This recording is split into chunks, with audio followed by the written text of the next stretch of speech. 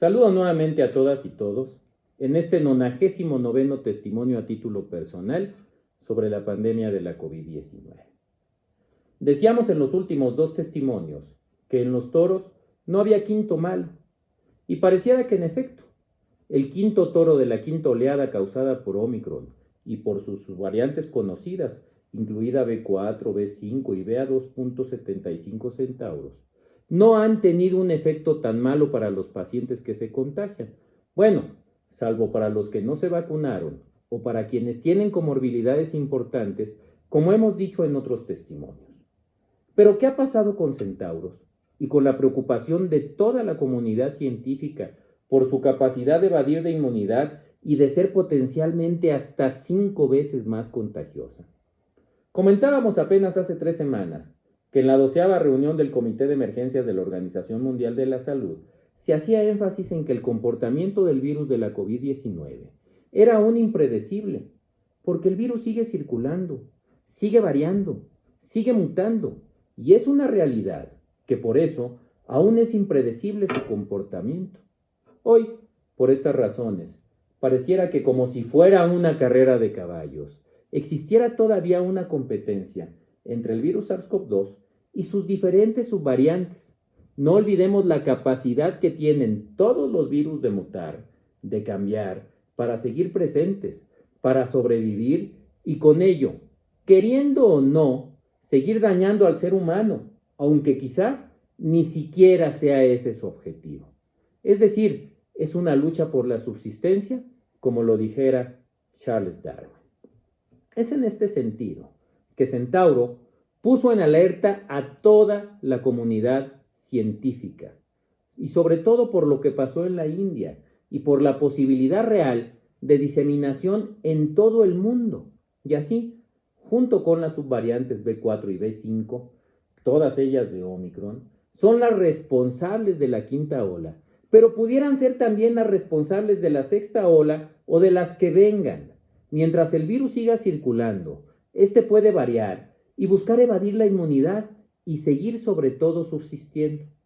Así entonces, en esta relatoría de la COVID-19, regreso a la carrera de caballos, en este caso, a la carrera de las subvariantes de Omicron.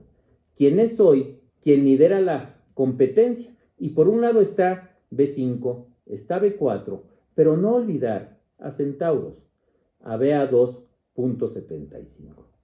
Permítanme entonces, como en otros testimonios, para explicar esta competencia entre las subvariantes, tomar sí una analogía deportiva, y me refiero a la hípica, a las carreras de caballos, evento en los que además el público puede inclusive apostar quién gana o quién no gana. En las carreras de caballo, como en las competencias de variantes, siempre hay situaciones que hay que analizar. Por un lado, son importantes, por supuesto, las características del caballo en particular, su linaje, su origen, si es pura sangre, si es cuarto de milla, etc. Y lo que se busca en el caballo es que tenga sobre todo equilibrio, que tenga velocidad. Estas son dos situaciones muy importantes para la competencia, en tanto que el carácter o el temperamento del animal queda en segundo plano, porque como veremos más adelante, esas dependen del control del jinete. Otra situación para una buena carrera es en dónde se corre y las características de dónde se corre. Y ahí están los diferentes hipódromos, si son de vuelta cerrada, si son óvalos, si son de triángulo, si la superficie es de tierra, de pasto, etc. Y por último, ¿quién los cabalga? El jockey, el jinete de carreras, quien las más de las veces es de corta talla y poco peso, pero quien debe de orientar y controlar al animal, eso que quedaba en segundo plano, es decir, el carácter del caballo. Por eso, en una carrera de cuarto de milla, es decir, 400 metros, o en las más comunes que son de 2000 metros, existen siempre una serie de circunstancias que hacen que gane un caballo o que gane el otro. Y al final siempre gana el caballo y el jinete que mejor se adaptaron a las diferentes condiciones que se presentaban en ese momento. Exactamente igual sucede en esta pandemia. El virus está cambiando de acuerdo a las diferentes situaciones que se presentan. si le cambian el terreno, es decir, si la persona tiene inmunidad o no, si el ser humano tiene prevención o no, si se guarda la distancia o no, si se usa el cubrebocas, si nos lavamos las manos, si nos vacunamos, etcétera. La corresponsabilidad, créanmelo, tiene mucha influencia, sobre todo si el huésped se infecta o si no por la enfermedad. Y así los diferentes cambios posibles.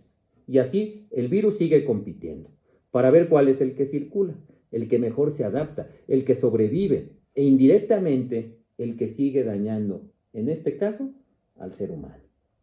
Por eso, la preocupación de la comunidad científica cuando surge una subvariante como la que vimos de Centauros, con una potencialidad de ser más contagiosa y de evadir la inmunidad, eso es bien, bien importante.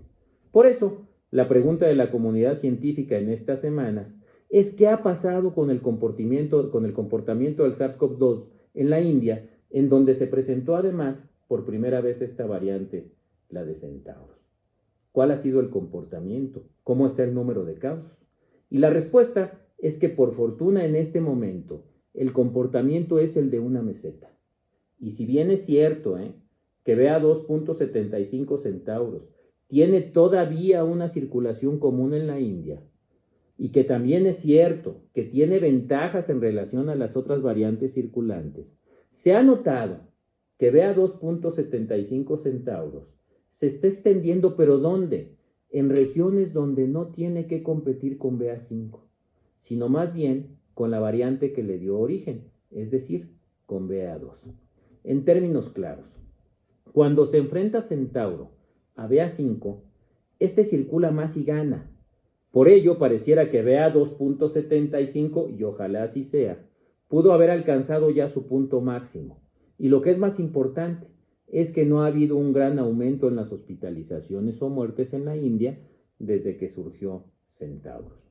Sin embargo, existe aún, por supuesto, la preocupación latente de la comunidad científica en torno a que Centauros vea 2.75 y sobre todo por las características de su mutuación, que esa es en la espiga, hacen poder pensar que esta variante pudiera evadir la inmunidad natural o adquirida e inclusive poder potencialmente sobrepasar a BA4 o BA5. Hasta el momento, por fortuna no es así, los datos existentes no hacen que no haya logrado todavía una evasión del sistema inmunológico como la que se esperaba. Pero esto todavía no se descarta. El sistema inmune de la memoria de los seres humanos vacunados o los que ya tuvieron la enfermedad es una protección y todavía siguen actuando contra esta. El tema es si le dan la vuelta.